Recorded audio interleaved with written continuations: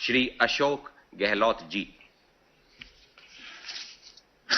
माननीय प्रधानमंत्री आदरणीय नरेंद्र मोदी जी, माननीय राज्यपाल महोदय राजस्थान कलराज मिश्र जी, माननीय राज्यपाल हरियाणा आदरणीय सत्यदेव नारायण जी आर्य जी, केंद्रीय रेल मंत्री पीयूष गोयल जी, जापान के भारतीय राजदूत श्री सातोशी सुजुकी और तमाम उपस्थित मंत्रीगण, सांसदगण, रेलवे के अधिकारीगण, सबसे पहले मैं माननीय प्रधानमंत्री जी को आप सबको नए वर्ष की बहुत बहुत शुभकामनाएं देना चाहता हूं। मुझे खुशी है कि आज रेलवे एक नया इतिहास बनाने जा रहा है। देश के आज़ादी के पहले से ही देश में रेलों का विकास होना प्रारंभ हुआ और 170 साल का इतिहास, लंबा इतिहास है। लंबा सफर तय करते करते आज 6 जनवरी 21 को डबल स्टेक कंटेनर रेलगाड़ी का प्रारंभ होना और दिल्ली मुंबई और वेस्टर्न डेडिकेटेड फ्रेट कॉरिडोर का बनना, मैं समझता हूं कि एक इतिहास रचने के बराबर है। रेलवे के रेवाड़ी से मदार खंड का आज राष्ट्र को समर्पण, तो अटेली व किशनगढ़ स्टेशनों से मालगाड़ियों का फ्लैग ऑफ, वो भी 1.5 किलोमीटर लंबी रेलगाड़ी डबल डेकर के रूप में चलना, मैं समझता हूं कि सभी के लिए आज बधाई का समय है। और जिस प्रकार से इसका इतिहास रेलवे का बना है, ये कोई मामूली बात नहीं। पंडित नेहरू के वक्त में जब ये शुरुआत हुई थी, उनकी दूरदृष्टि थी कि उस वक्त में तो रेलवे के लिए चाहे इंजन हो चाहे डब्बे हो, सब बाहर से आते थे, इंपोर्ट होते थे। उनकी दूरदृष्टि थी कि उन्होंने जिस प्रकार से बड़े बड़े वाहन कल कारखाने बनाए, उसी रूप में उन्होंने रेलवे पे ध्यान दिया कि रेलवे के किस प्रकार डब्बे इंजन यहाँ बनने लगे। फ्रांस से एग्रीमेंट हुआ, उसके बाद में लंबा सफर तय करते करते 2006 के अंदर जब यूपीए गवर्नमेंट थी, तब आपके EDF CCIL dedicated freight corridor corporation of India की स्थापना हुई। डॉक्टर मनमोहन सिंह जी के वक्त में एक नया इतिहास रचा गया कि एक नई दृष्टि सामने लाई गई, किस प्रकार से पैरेलल ईस्टर्न वेस्टर्न कॉरिडोर बने फ्रेट के लिए, जिससे कि देश की आर्थिक गतिविधि तेज गति से बढ़ सके, एक्सपोर्ट इंपोर्ट तेज हो सके। और वही आज मैं समझता हूं कि बहुत सौभाग्य की बात है कि वो वेस्टर्न डेडिकेटेड फ्रेट कॉरिडोर तो 42% हिस्सा जो है राजस्थान से होकर गुजरता है। राजस्थान वासियों के लिए तो प्रधानमंत्री जी आपने बहुत बड़ी सौगात दी है, उसके लिए मैं आपका आभारी हूं, क्योंकि राजस्थान सरकार पूरी तरह समर्पित है इस कॉज के लिए। किस प्रकार दिल्ली मुंबई फ्रेट कॉरिडोर के साथ साथ में दिल्ली मुंबई इंडस्ट्रियल कॉरिडोर बने, कैसे डेवलप कैसे हो, वो अपना में बड़ी चुनौती है।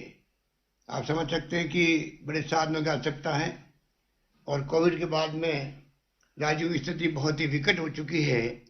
फिर भी हमारा प्रयास है किस प्रकार से खुशीखेड़ा भिवाड़ी एरिया के अंदर जो हम लोगों ने निबराना एक प्रथम चरण के अंदर नोट लिया है, दूसरा जोधपुर पाली मारवाड़ औद्योगिक क्षेत्र विकसित करने का संकल्प किया है।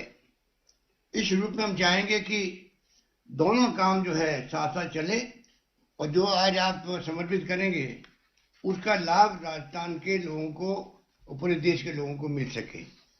मैं उम्मीद करता हूं कि जो रेलवे स्टेशन है, हमने मांग करी है कि वो राजस्थान के अंदर भी एक बने, भिवाड़ी के अंदर, जिससे कि हम लोग उसका लाभ उठा सके, क्योंकि भिवाड़ी क्षेत्र में जापानी जोन है निमराना के अंदर, और वो अपने आप में पूरे देश के अंदर एक अनूठा जोन है जहाँ पर जापानीज पूरा जोन हो रहा है। 6000 से ज़्यादा इकाई है वहाँ पर हमारी भिवाड़ी के अंदर इंडस्ट्री की, और वहाँ अगर रेलवे स्टेशन बनता है तो मैं समझता हूँ उसका लाभ जो है आने वाले वक्त में हमें मिल सकेगा।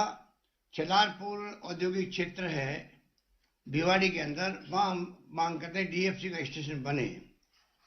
और इसके अलावा मैं लंबी बात नहीं करता हुआ सिर्फ आपसे निवेदन करूंगा, क्योंकि आज एक मौका है कि प्रधानमंत्री जी हमारे बीच में मौजूद है और जिस रूप में काम जो हो रहा है देश के अंदर और प्रदेश के अंदर, उसमें हमारे कुछ प्रोजेक्ट जो पहले सैंक्शन हो गए थे राजस्थान के लिए, वो प्रोजेक्ट कुछ कारणों से बंद हो गए।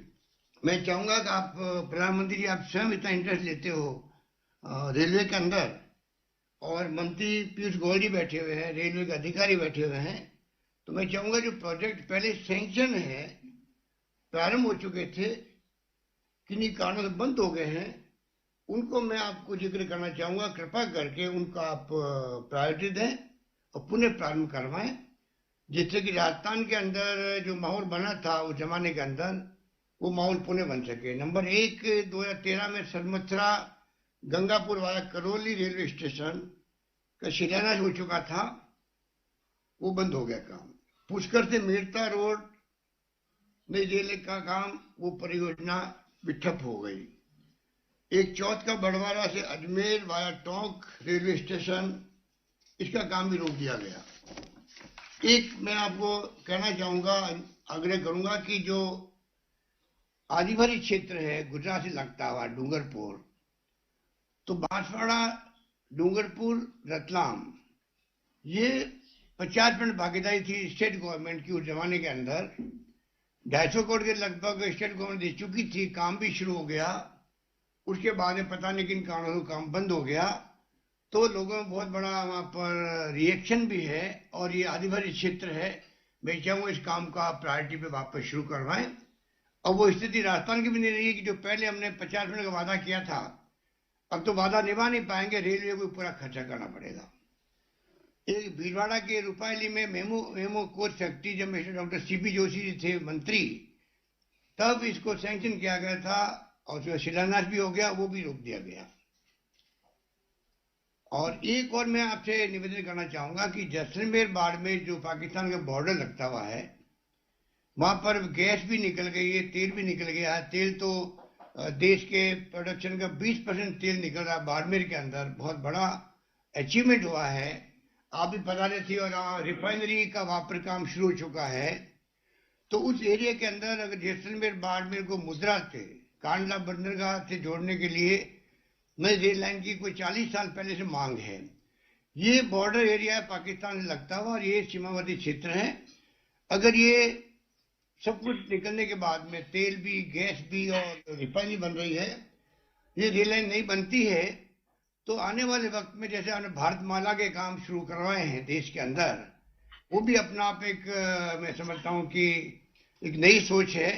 उसी रूप में आप अगर जैसलमेर बाड़मेर को मुद्रा और कांडला बंदरगाह से जोड़ने के लिए नई रेल लाइन बिछाने का काम शुरू करवाते हैं, तो मैं समझता हूँ आने वाले वक्त के अंदर सभी दृष्टिकोण से ये बहुत उचित होगा। बाकी लोहारू सीकर रिंगर रेल लाइन पर अमन परिवर्तन हो चुका है, पर रेलगाड़ी चल नहीं रही है। इस प्रकार से जो प्रोजेक्ट हमारे पहले चल रहे थे, मैं इस मुबारक मौके पर आपसे प्रार्थना करूंगा कि आप कृपा करके इन प्रोजेक्ट को वापस शुरू करवाएं, और इसी बजट के अंदर अगर आप ले सकें तो बड़ी कृपा होगी। यही बात कहता हूं, मैं पुनः यही कहना चाहूंगा कि रेलवे का विस्तार, रेलवे का विकास, सरकार चाहे किसी भी पार्टी की हो, परंतु टॉप प्रायोरिटी पे आज तक रहा है, रहना चाहिए। उसी से हमारी आर्थिक स्थिति भी मजबूत होगी और देश में सभी यात्रियों को भी, और मैं समझता हूँ कि इंडस्ट्री को भी फायदा मिलेगा। यही बात कहता हूँ। मुझे आज आपने इन्वाइट किया, उसके लिए मैं पीयूष गोयल जी का, आप सबका बहुत आभारी हूँ। धन्यवाद। जय हिंद। धन्यवाद माननीय मुख्यमंत्री राजस्थान श्री अशोक गहलोत जी। मैं अब माननीय मुख्यमंत्री हरियाणा श्री मनोहर लाल जी से इस गौरवशाली एवं ऐतिहासिक अवसर पर संबोधित